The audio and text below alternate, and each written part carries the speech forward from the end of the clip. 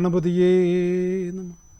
യാ ദേവി സർവഭൂതേഷു വിഷ്ണുമായേതി ശബ്ദിതാ നമസ്തസ്യൈ നമസ്തസ്യൈ നമസ്തസ്യൈ നമോ നമഃ. നമസ്കാരം. കണ്ണൂർ വിഷൻ ജ്യോതിഷത്തിലേക്ക് സ്വാഗതം.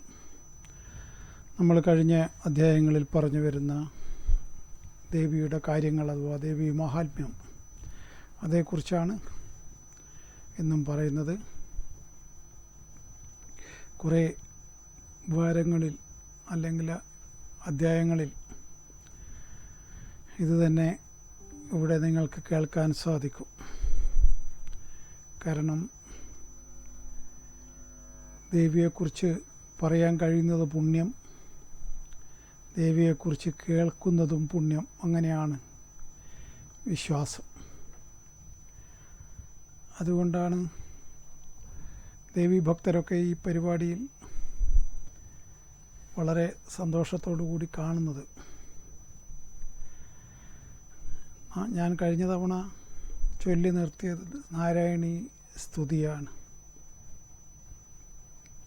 നാരായണീ സ്തുതിയാണ് ഇതിൻ്റെ ദേവീ മഹാത്മ്യത്തിൽ അതുമാത്രം വളരെയേറെ നിത്യവും പ്രാധാന്യത്തോടുകൂടി ആ സ്തോത്രങ്ങൾ മാത്രം ജപിക്കുന്ന എത്രയോ ആളുകളുണ്ട്. അവർക്കതിൻ്റെ ഗുണഫലങ്ങളും ലഭിച്ചു പോരുന്നുണ്ട്. അതെങ്ങനെയാണ് നിങ്ങളറിയുക എന്ന് ചോദിച്ചാൽ, നമ്മളിപ്പോൾ സംസാരത്തിലൂടെയല്ലേ ഓരോരുത്തരും പറയുന്നത് കേട്ടിട്ട് നമ്മളൊരു ധാരണയിൽ അല്ലെങ്കിൽ ഒരു വസ്തുതയിലേക്ക് നമ്മൾ എത്തിച്ചേരുക. അങ്ങനെയാണ് മറ്റുള്ളവരുമായിട്ട് ഈ വിഷയത്തിൽ കൂടുതൽ സംസാരിച്ചു പോകുമ്പോൾ അവരുടെ അനുഭവങ്ങൾ നമ്മളുമായിട്ട് പങ്കുവെക്കുന്നു. അപ്പോൾ നമ്മൾക്കൊരു നിഗമനത്തിൽ എത്തിച്ചേരാൻ സാധിക്കുന്നു. അങ്ങനെ എത്തിച്ചേർന്ന നിഗമനമാണ് ഞാൻ പറഞ്ഞത്. ഒരു കോൾ ഉണ്ട്. ഹലോ. ഹലോ, എവിടുന്നാണ് വിളിക്കുന്നത്? എവിടെ? മട്ടന്നൂർ. പറയൂ, ഡേറ്റ് പറയൂ. 18/8/2006.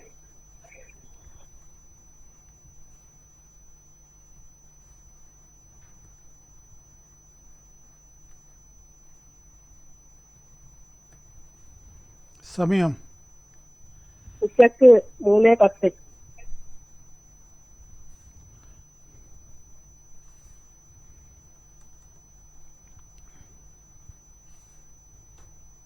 ആരുടേതാണെന്ന് പറയൂ. മകന്റെ. എന്താണ് അറിയേണ്ട കാര്യം? പറയൂ. വിദ്യാഭ്യാസം. മകീര നക്ഷത്രം. അതെ. ഇപ്പം നടക്കുന്നത് രാഹുദശയാണ്. അത് 2028 വരെ ഉണ്ട്. അപ്പം അതുകൊണ്ട് തന്നെ 2028 വരെയുള്ള ഈ അതായത് ഇനിയും 4 വർഷം. അപ്പം അതുകൊണ്ട് തന്നെ ആ സമയം കഴിയുന്നത് വരെ വിദ്യാഭ്യാസ കാര്യത്തിലൊക്കെ വളരെയേറെ ശ്രദ്ധ വേണ്ടതാണ്. ഇപ്പം +2 കഴിഞ്ഞ് ഇപ്പോൾ ഏത് കോഴ്സിനാണ് ചേർന്നിട്ടുള്ളത്? +2 ആവുന്നേ ഉള്ളൂ. അപ്പം അങ്ങനെ അതൊന്നും ഒരു മേഖലയും ഇന്നത്തെ കാലത്ത് നമ്മളെന്ത് പറയാനാണ്? അത് കുട്ടികളല്ലേ തീരുമാനിക്കേണ്ടത്. അവനേതാണ് പറയുന്നത്? അവനൊരു വർഷം കൊണ്ട് തീരുമാനിക്കട്ടെ. ഞങ്ങളെങ്ങനെയാണ് പറയുക? എത്രമാത്രമാണ് ഇപ്പോൾ AI കാലമല്ലേ? ഈ ആർട്ടിഫിഷ്യൽ ഇൻ്റലിജൻറ്റിനെ അത് ഏത് ഗ്രഹം കൊണ്ട് ചിന്തിക്കണമെന്ന്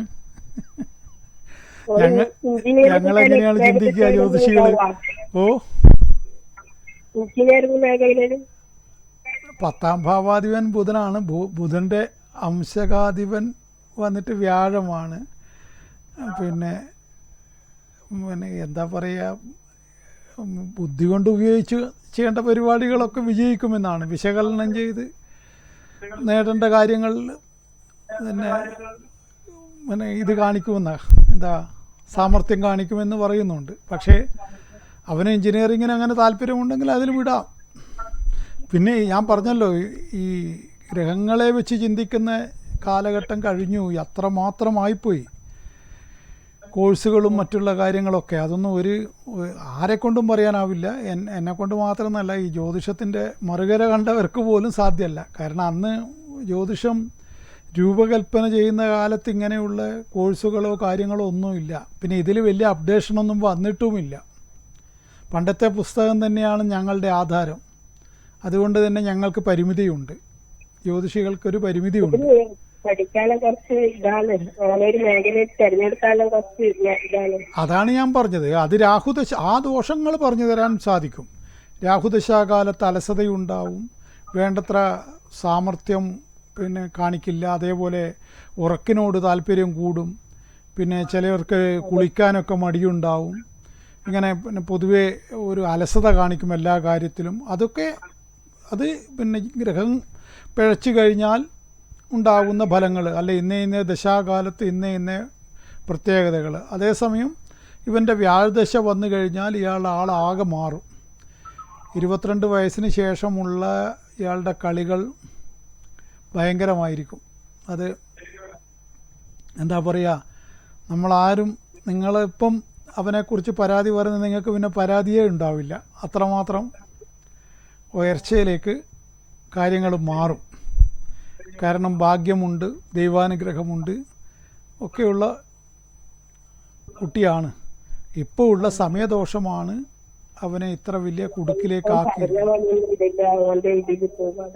എങ്ങനെ? അതെ, അത് ഞാൻ പറഞ്ഞല്ലോ, രാഹുദശാകാലത്ത് അങ്ങനെ തന്നെയാണ്. അതിന് വേണമെങ്കിൽ പരിഹാരം ചെയ്യാൻ നിങ്ങൾക്ക് അങ്ങനെ അവന് വിശ്വാസമുണ്ടെങ്കിൽ നിങ്ങൾ കൂട്ടിക്കൊണ്ടുവരൂ. പിന്നെ ജാതകത്തിൽ പിന്നെ മറ്റൊരു കാര്യമുള്ളത്, ഇവന് ദൈവികമായിട്ട് വല്ല താല്പര്യവും ഉണ്ടോ?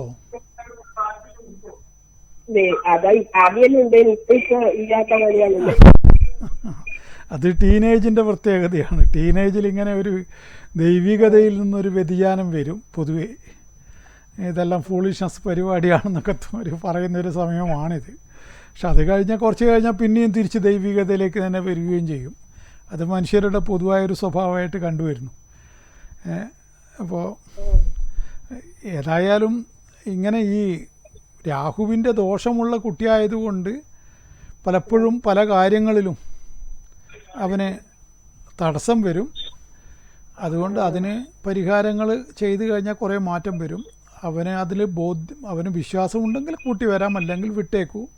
വിശ്വാസമില്ലാത്തവർക്കൊന്നും ഇത്തരം ഒരു പരിഹാരവും ഞാനൊന്നും പറയാറില്ല, ചെയ്യാറില്ല.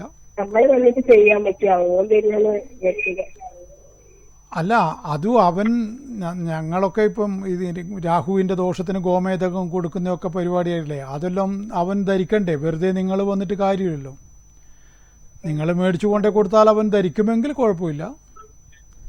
അത് ഈ ജ്യോതിഷത്തിൽ പറയുന്നുണ്ടല്ലോ, ഇന്ന ഗ്രഹങ്ങളുടെ രത്നങ്ങൾ ധരിച്ചാൽ ആ ദോഷങ്ങൾ മാറ്റാൻ അല്ലെങ്കിൽ കുറച്ച് കുറക്കാൻ പറ്റുമെന്നൊക്കെ പറയുന്നുണ്ട്. അതൊന്നും വെറുതെ പറയുന്ന കാര്യങ്ങളല്ല.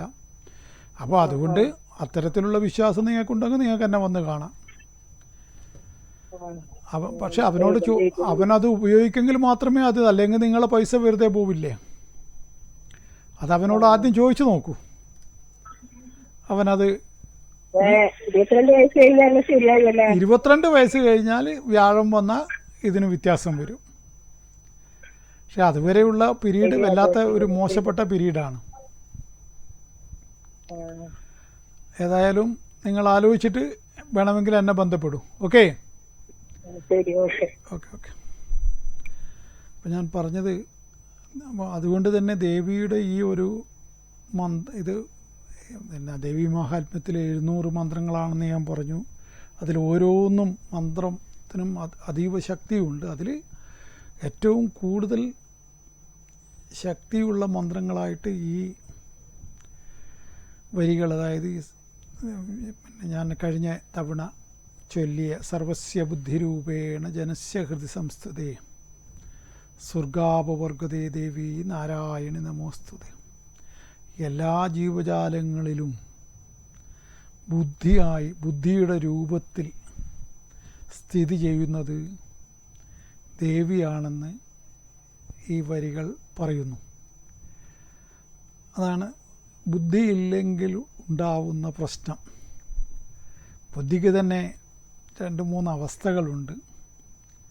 ചിലർക്ക് ബുദ്ധി ദുർബുദ്ധിയായി മാറും, ചിലർക്കത് സദ്ബുദ്ധിയിലേക്ക് ഉയരുന്നത് കാണാം, ചിലർക്ക് ഇത് രണ്ടുമില്ലാതെ ബുദ്ധിയായിട്ട് തന്നെ നിൽക്കും.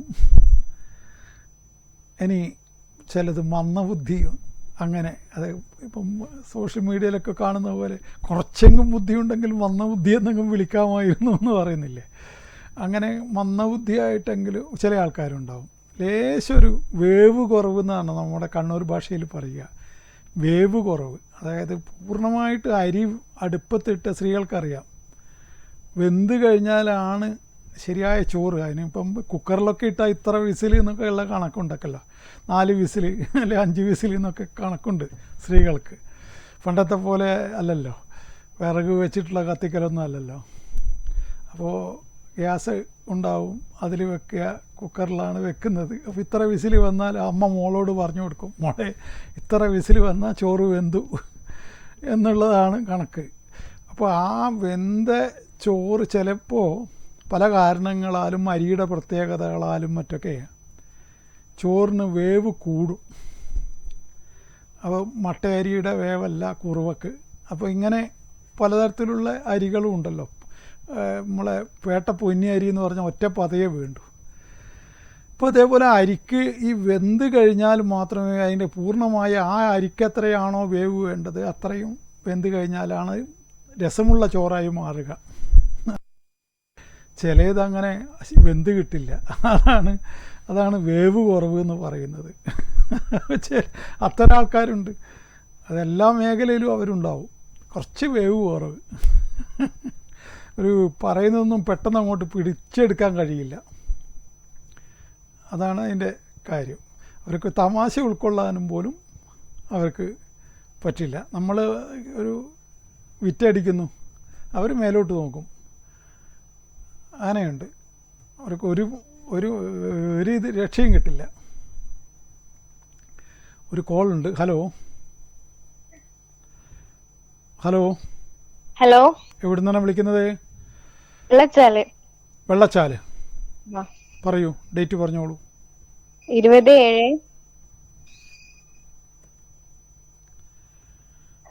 ഓക്കെ. 2001. ആരാണ്? ഓ ശരി. എന്താണ് ഇത്ര ഗൗരവം? 2001 പറയൂ മോളെ. 9:22 AM. 9:22 AM.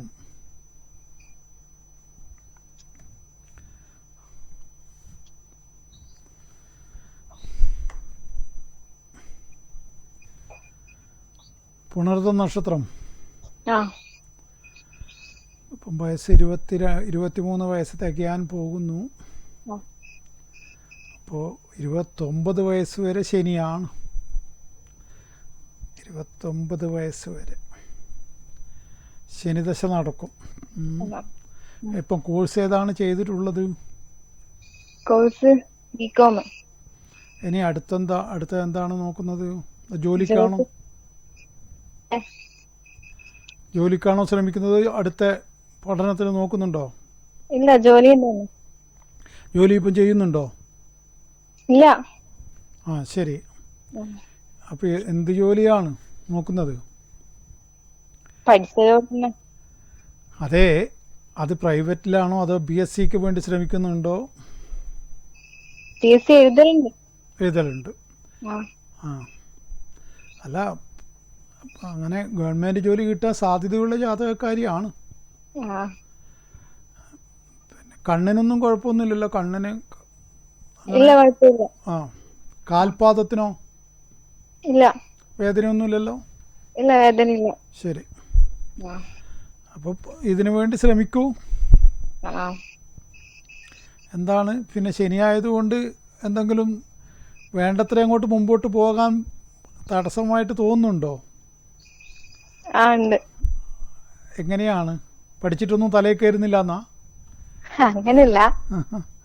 എന്താണ് പറയൂ. പ്രൈവറ്റ് ജോബെല്ലാം നോക്കുന്നുണ്ട്, ഒന്നും ശരിയാവുന്നില്ല. ഒന്നും ശരിയാവുന്നില്ല. Okay okay okay. ഏതായാലും ഇപ്പം നടക്കുന്നത് ചന്ദ്രൻ്റെ അപഹാരമാണ്. അത് ചന്ദ്രാപഹാരം പൊതുവെ ശനിദശയിൽ ചന്ദ്രാപഹാരം അത്ര ഗുണകരമല്ല. ഈ ശനിയുടെ അപഹാരം കഴിഞ്ഞാലായിരിക്കും, 10-ാം മാസം കഴിഞ്ഞാലായിരിക്കും നിനക്ക് കുറച്ചുകൂടി മെച്ചപ്പെട്ട അവസ്ഥ വരിക. ആ 4 മാസം കൂടിയുണ്ട്. ആ അത് കഴിഞ്ഞാൽ വ്യത്യാസം വരും. ഓക്കെ.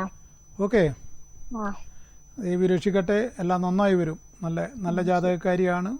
പിന്നീട് സാമ്പത്തിക ഉയർച്ചയൊക്കെ വരുമെന്നാണ് കാണുന്നത്. കുറച്ച് ടെൻഷനും ബേജാറും കൂടുതലാണ്. അത് പാടില്ല. സമാധാനത്തോടു കൂടി കൈകാര്യം ചെയ്യണം. പിന്നെ വിവാഹത്തിൻ്റെത് അത് കഴിഞ്ഞിട്ട് നല്ല സമയമുണ്ട്, 1.5 കൊല്ലം കഴിഞ്ഞാൽ. ആ സമയത്ത് നടത്തിയാൽ മതി. ഇപ്പം 25 വയസ്സൊന്നും ഒരു പെണ്ണിനൊരു വിഷയമല്ലല്ലോ. ഇപ്പം 23 ആയിട്ടുള്ളൂ. അപ്പോൾ ഇനി 24, 25-ാം വയസ്സ് മുതൽ അങ്ങോട്ടേക്ക് 5 കൊല്ലത്തോളം നല്ല കാലമാണ് കല്യാണ സംബന്ധമായിട്ട്. ആ സമയത്ത് നടത്തുക, നന്നായി വരും. Okay okay okay.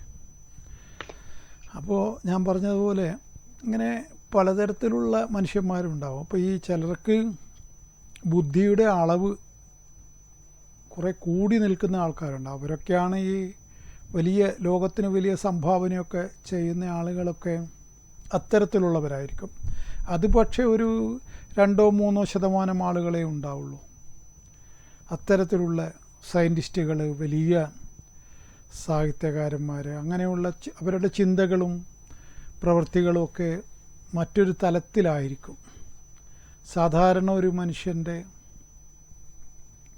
ചിന്തകളൊന്നും ആയിരിക്കില്ല അത്തരത്തിലുള്ള വ്യക്തികൾക്ക്. വലിയ കണ്ടുപിടുത്തങ്ങളും മറ്റൊക്കെ നടത്തുന്നത് അങ്ങനെയുള്ള ആളുകളാണ്. ബുദ്ധി തീരെ കുറഞ്ഞു പോയാൽ പണ്ട് അച്ഛൻ്റെ തലയിൽ പണ്ട് അച്ഛനും മോനും കൂടി ഇരിക്കുമ്പോൾ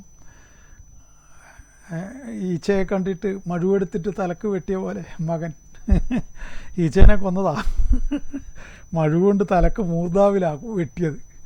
അച്ഛൻ തലവളന്ന് അപ്പോൾ തന്നെ മരിച്ചുപോയി. അത് ബുദ്ധി കുറഞ്ഞാൽ അങ്ങനെയും വരും. സംഗതി അച്ഛനോടുള്ള സ്നേഹം കൊണ്ട് ചെയ്തതാ. മഴുവെടുത്തിട്ട് ഈച്ചയെ രണ്ടുപേരും കൂടി കാട്ടിൽ വിറക് ശേഖരിക്കാൻ പോയതാ. അപ്പോഴാണ് അച്ഛൻ്റെ തലയിൽ, മൊട്ടത്തലയായിരുന്നു അച്ഛൻ്റെ തലയിലൊരു ഈച്ച ഇരിക്കുന്നു. അത് മോശമല്ലേ? അച്ഛനോട് ഭയങ്കര സ്നേഹമാണ് മോന്. കൈമഴുകൊണ്ട് ഒറ്റ വെട്ട്, കൃത്യം മൂർധാവ് പൊളന്ന് അച്ഛൻ അവിടെ തന്നെ സിദ്ധി കൂടി. അപ്പോൾ ആരോ ചോദിച്ചു, എന്താടാ ഈ കാട്ടിയതെന്ന് ചോദിച്ചു. അച്ഛൻ്റെ തലയിൽ ഈച്ചയെ കണ്ടിട്ട് ചെയ്തതാണ്, ഇപ്പോൾ ഞാനെന്ത് ചെയ്യാനാണെന്ന് പറഞ്ഞു. അതേപോലെ ബുദ്ധി കുറഞ്ഞു പോയാൽ അങ്ങനെയും വരും. അപ്പോൾ 2 തരത്തിലും ഈ ബുദ്ധിയുടെ ഈ പ്രവർത്തനങ്ങളുണ്ടാവും. അപ്പോൾ നമുക്കൊരു ശരാശരി ബുദ്ധിയെങ്കിലും ഇല്ലെങ്കിൽ അന്നേരമാണല്ലോ നമ്മൾ ഈ മന്ദബുദ്ധി എന്ന് വിളിക്കുന്നത്. ഇപ്പം ഞാനൊക്കെ ശരാശരി ബുദ്ധി ഉണ്ടെന്ന് തോന്നുന്നു, മന്ദബുദ്ധിയല്ല. എന്നാൽ അങ്ങനെ അങ്ങോട്ട് കടന്ന ബുദ്ധിയുണ്ടോ അതുമില്ല. പിന്നെ ഉള്ളം കയ്യിൽ രേഖ വെച്ചിട്ട് കുറച്ച് കടന്ന ബുദ്ധി കാണുന്നുണ്ട്. ഇങ്ങനെ ഒരു രേഖയുണ്ടായിക്കഴിഞ്ഞാൽ അത് കടന്ന ബുദ്ധിയുടെ ലക്ഷണമാണ് പോലും. ഇങ്ങനെ കൈ ഇവിടുന്ന് മുതൽ ഇവിടം വരെ ഒറ്റ രേഖ, അത് 1000-ൽ കാണുക. നിങ്ങൾക്ക് വേണമെങ്കിൽ നിങ്ങൾക്ക് നാളെ മുതൽ ഓരോരുത്തർക്കും പരിശോധിക്കാം. അതായത് ഇതാണ് ബുദ്ധിരേഖ. ഈ ബുദ്ധിരേഖ, ഇത് 1000 രേഖ, ഇത് ബുദ്ധിരേഖ, ഇത് ഹൃദയരേഖ. അപ്പോൾ ഈ ബുദ്ധിരേഖ ഒരറ്റത്തുനിന്ന് തുടങ്ങി മറ്റേ അറ്റം വരെ നിൽക്കുന്നവർക്ക് കുറച്ച് കടന്ന ബുദ്ധി ഉണ്ടാകുമ്പോൾ അത് രണ്ടിനും മതി. അയാളെ കുഴപ്പത്തിലാക്കാനും മതി, അയാളെ നല്ലതാക്കാനും മതി. അപ്പോൾ അത് നിങ്ങൾ പിന്നെ കുറേ പേരുടെ കൈപിടിച്ച് നോക്കുക. അന്നേരം വളരെ വളരെ റെയറായിരിക്കും അത്. ഞാൻ തന്നെ 7 പേരെ മറ്റോ കണ്ടിട്ടുള്ളൂ ഇത്രയും കാലത്തിലിടക്ക്. ഈ രേഖ അത് എല്ലാവരിലും ഒരേപോലെ ഫലിക്കുന്നുമില്ല എന്നും മനസ്സിലായിട്ടുണ്ട്. അതിലൊരാൾ ശരാശരി ബുദ്ധി പോലും ഇല്ലാതൊരുത്തനെയും കണ്ടിട്ടുണ്ട്. അതുകൊണ്ട് എനിക്കും എൻ്റെ കാര്യത്തിലും പറയാൻ കഴിയില്ല ഞാനും ശരാശരിക്ക് താഴെയാണോ നിൽക്കുന്നതെന്ന്. കാരണം അത് നിങ്ങളല്ലേ പറയേണ്ടത്. ഏതായാലും ഇങ്ങനൊരു സംഭവമുണ്ട്. അത് പിന്നെ നിങ്ങൾ ഏതെങ്കിലും പിന്നെ ഫാമിസ്ട്രി അല്ലെങ്കിൽ കൈരേഖാശാസ്ത്രം പഠിച്ചവരോട് ചോദിച്ചാൽ അവരത് ഞാൻ പറഞ്ഞതിൻ്റെ കാര്യം പറഞ്ഞു തരും. ഞാനതിൽ സ്പെഷ്യലൈസ് ചെയ്ത ആളല്ല. പക്ഷേ എങ്കിലും കെയ്റോയുടെ പുസ്തകമൊക്കെ വായിച്ചിട്ടുണ്ട്. അതിൽ കുറേയൊക്കെ അതിലൊക്കെ കാര്യമുണ്ട് എന്നും മനസ്സിലാക്കിയിട്ടുണ്ട്. വെറും വിഡ്ഢിത്തരമല്ല അത്. അതിലേക്ക് പിന്നെ വരാം. ഒരു കോൾ ഉണ്ട്. ഹലോ, ഹലോ, എവിടെ നിന്നാണ് വിളിക്കുന്നത്? പറഞ്ഞോളൂ, ഡേറ്റ് പറയൂ. എന്റെ മോന്റെ ജാതകം പറയാനാണ്. ശരി, നിങ്ങൾ ആ വോളിയം കുറച്ച്. 1990 ആ വോളിയം കുറക്കൂ ടിവിയുടെ. ഏപ്രിൽ 5 ഞാൻ പറഞ്ഞു കേട്ടില്ലേ? ആ വോളിയം കുറക്കൂ ടിവിയുടെ. കുറച്ച് ശരി. 1990 ഏപ്രിൽ 5-നാണോ? 5 നക്ഷത്രം. ലിബിൻ പേര്. ആ പേരൊന്നും വേണ്ട, സമയം പറയൂ. സമയം 10:30.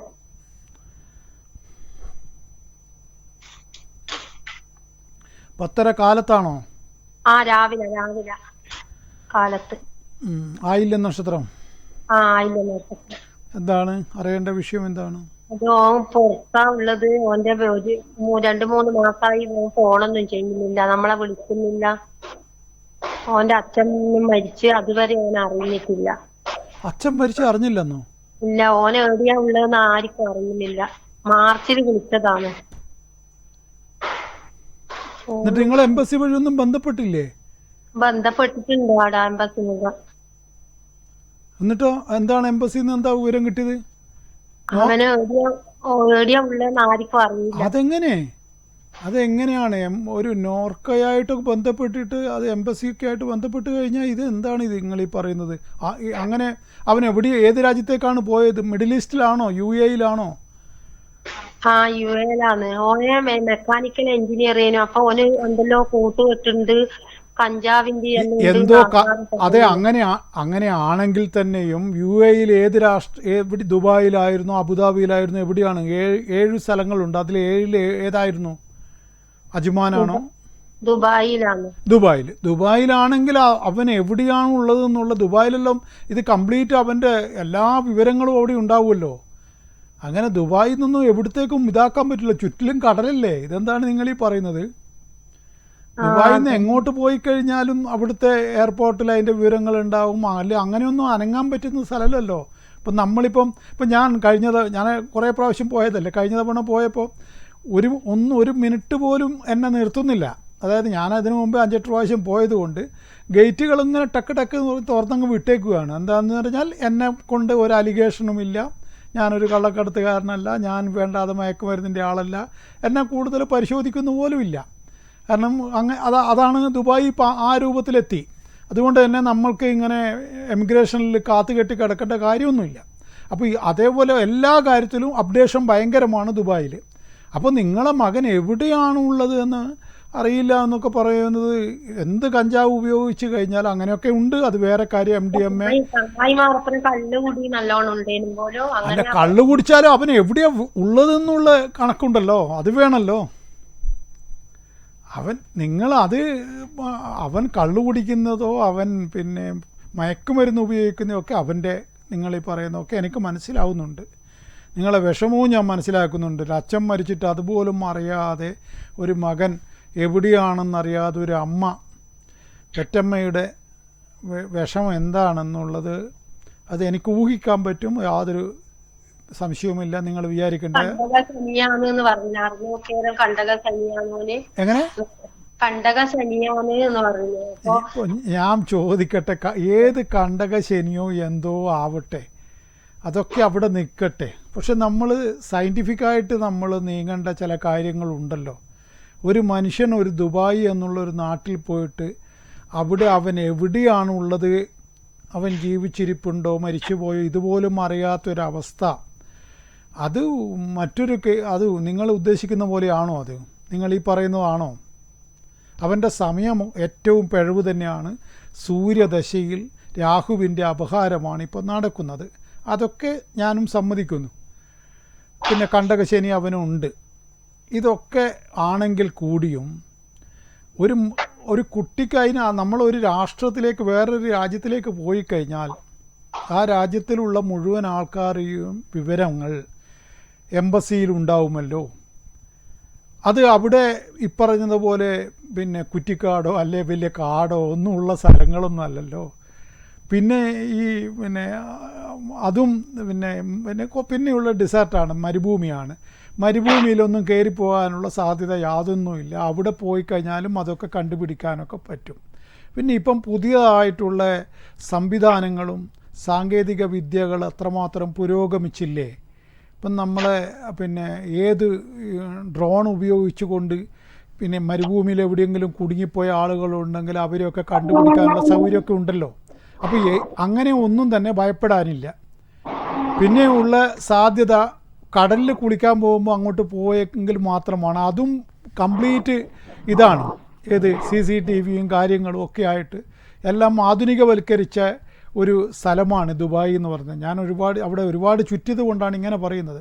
അപ്പോൾ അതുകൊണ്ട് തന്നെ അത്തരത്തിലുള്ള യാതൊരു ഭയവും വേണ്ട. എവിടെയാണ് എന്താണ് സംഭവം എന്നുള്ളത് നിങ്ങൾ കൃത്യമായിട്ട് എംബസി മുഖാന്തരം അതിന് ഗൗരവപ്പെട്ട ആൾക്കാരുമായിട്ട് നിങ്ങൾ ബന്ധപ്പെട്ട് കഴിഞ്ഞാൽ ഒന്ന് അതിനെക്കുറിച്ച് വിവരം കിട്ടും. ഗവൺമെൻറ് തലത്തിൽ തന്നെ നിങ്ങൾ അതിൽ സ്വാധീനമുള്ള, കേന്ദ്ര ഗവൺമെൻറ്റിലായിക്കോട്ടെ കേരള ഗവൺമെൻറ്റിലായിക്കോട്ടെ, അതിന് സ്വാധീനമുള്ള ആൾക്കാരെ ബന്ധപ്പെടണം നിങ്ങൾ ഗൗരവത്തിൽ.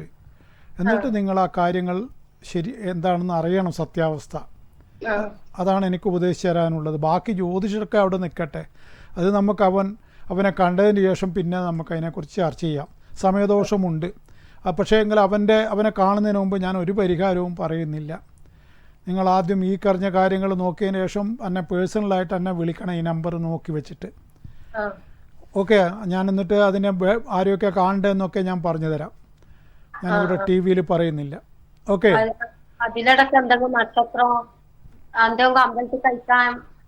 അമ്പലത്തിൽ അങ്ങനെ ഇത് കണ്ടുപിടിച്ചതിന് ശേഷം നമുക്ക് നോക്കാം.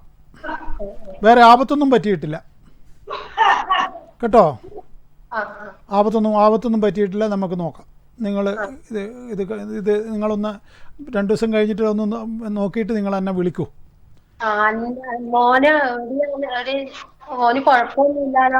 അവൻ ജീവിച്ചിരിപ്പുണ്ട്. ഓക്കെ, ശരി.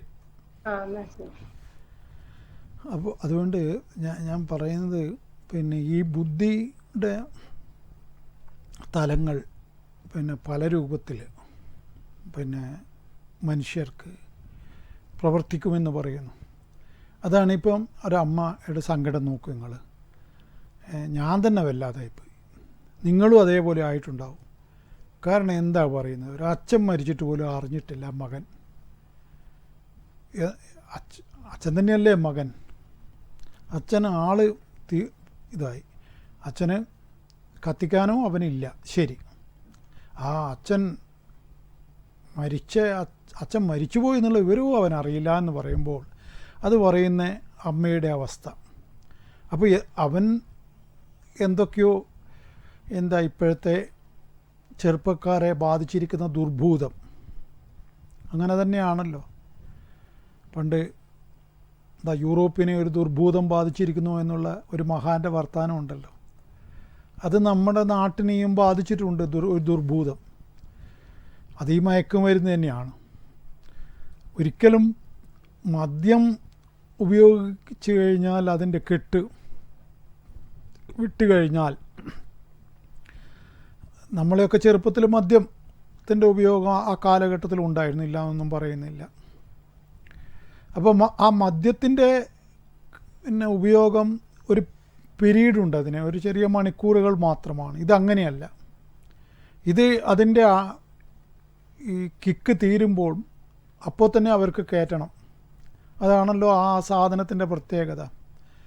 പണ്ടൊരച്ഛൻ കുട്ടിയെ മടിയിലിരുത്തിയിട്ട് ഈ സാധനം ഉപയോഗിക്കുന്ന നടന്ന സംഭവമാണ്. അതായത് അച്ഛൻ രാവിലെ 10 മണിക്കാണ് ഇത് കയറ്റുക. അത് സിഗരറ്റിൽ ഇത് ഉറ്റിച്ചിട്ടാണ് കത്തിച്ചിട്ട് വലിക്കുക. എല്ലാവരും കാണുമ്പോൾ വിചാരിക്കും സിഗരറ്റാണെന്നും. പക്ഷേ ഈ സിഗരറ്റിൻ്റെ അകത്ത് ഒരു തുള്ളി ഉറ്റിക്കും, അതാണ് വലിക്കുക. അപ്പോൾ ആ സമയത്ത് 1 വയസ്സുള്ള കുട്ടിയും മടിയിലിരിക്കും.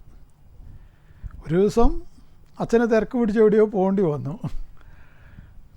ആ 10 മണിയാകുമ്പോൾ കുട്ടി പതയും വായിൽ നൊരയും പതയും വന്ന് കാലും കൈയിട്ട് അടിക്കാൻ തുടങ്ങി. അപ്പോഴാണ് എല്ലാവരും ഇത് അറിയുന്നത് സംഭവം എന്താണെന്ന്. എടുത്ത് ഓടി ഡോക്ടറെ അടുത്ത് പോയി. അപ്പോൾ കുട്ടികളുടെ ഡോക്ടർ പറഞ്ഞു ഈ കുട്ടിക്ക് ഒരു രോഗവുമില്ല, ഇതാണ് വിഷയമെന്ന് പറഞ്ഞു. അന്നേരമാണ് അമ്മയും വീട്ടുകാരും അറിയുന്നത് ഇയാൾ ഈ യോഗ്യനെ പോലെ ആയിട്ട് ഇവൻ ഇതാണ് പരിപാടി, അച്ഛൻ്റെ പരിപാടി എന്ന്. അതാണ് ഈ മയക്കുമരുന്നിൻ്റെ ഭീകരത. ഇത് നടന്ന സംഭവം പേപ്പറിൽ വന്നിട്ട് എനിക്കൊരു 10-15 കൊല്ലം മുമ്പേ ഞാൻ വായിച്ച ഒരു സംഭവമാണിത്. ഇപ്പം അതിനേക്കാളും ഭയങ്കര സാധനം. പിന്നെ അതിലേറ്റവും ഭീകരൻ MDMA. അതാണിപ്പം കേരളത്തിൽ അത് ബാംഗ്ലൂർ റൂട്ടിലൊക്കെ വരുന്നു. പിന്നെ ഒരു 2 ദിവസം മുമ്പേ ഒരു പെൺകുട്ടിയെ പിടിച്ചാൽ കണ്ടില്ലേ, അവൾ ഡൽഹിയിൽ നിന്നോ മറ്റോ കൊണ്ടുവന്നിട്ട് 50 ലക്ഷത്തിൻ്റെ സാധനമല്ലേ കൊണ്ടുവന്നത്. ഒരു കോൾ ഉണ്ട്. Hello hello sir. Hello 1992. Hello, നിങ്ങളാ വോളിയം കുറക്കൂ. Sir 1992 August. തിരക്ക് കൂട്ടല്ലേ, എവിടുന്നാണ് വിളിക്കുന്നത് പറയൂ. ചക്കരക്കല്ല് എഞ്ചിനീയറിംഗ് പറഞ്ഞു. ശരി, പറയൂ സർ. 1992 ഓക്കെ. ഓഗസ്റ്റ് 10, സമയം രാവിലെ 7 മണി. പച്ചക്കുളത്ത്. ഓഗസ്റ്റ് 10 രാവിലെ 7 മണി. 7 മണി സാർ. പൂരാടം. ആരതാണ്? മകനാണ് സാർ. മകൻ. എന്താണ് മകനെ കുറിച്ച് അറിയേണ്ടത് അച്ഛന്? ഓനൊരു ഇപ്പൊ ഗൾഫിലാണുള്ള, പക്ഷെ ശരിക്കും ക്ലച്ച് പിടിച്ചിട്ടില്ല. അത് ശരിയായ വാക്കാ. ക്ലച്ച് പിടിച്ചിട്ടില്ല. ആ ശരി. അത് അപ്പോൾ ഇപ്പം ചെറുങ്ങനെ ഒരു ഇതിൻ്റെ ഇപ്പം ചൊവ്വയിൽ രാഹുവിൻ്റെ അപഹാരം ഈ ജൂലൈ 1-ാം തീയതി വരെ ഉണ്ട്. അതായത് ഇനി ഒരു 8 ദിവസവും കൂടി. അത് കഴിഞ്ഞാൽ ചെറിയ ഒരു വ്യാഴത്തിൻ്റെ അപഹാരം വരുന്നുണ്ട്. അത് കുറച്ചൊരു അനുകൂലമായിരിക്കും.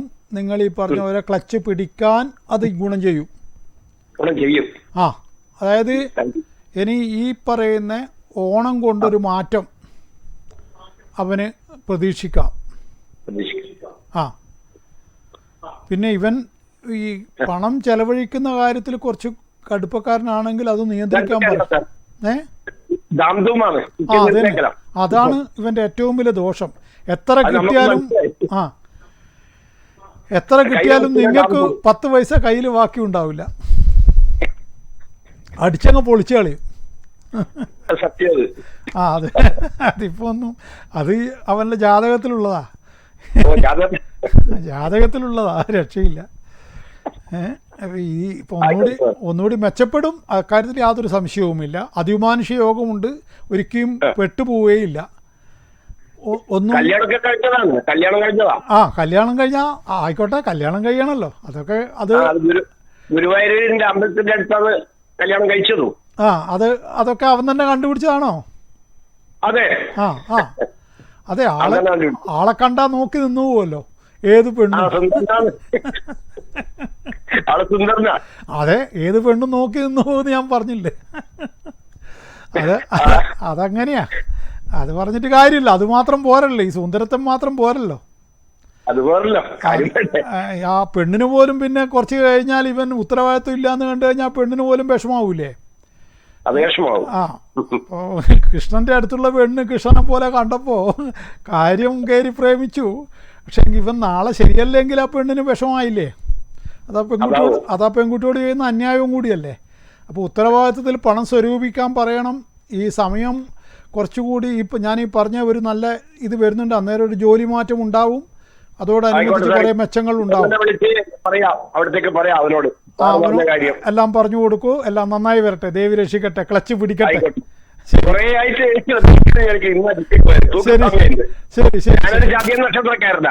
ആയിക്കോട്ടെ. നിങ്ങളെ മകന് എല്ലാം നന്നായി വരട്ടെ. ഓക്കെ, സന്തോഷം. ഓക്കെ. അപ്പോൾ ഞാൻ പറഞ്ഞത് പിന്നെ ഈ ഒരു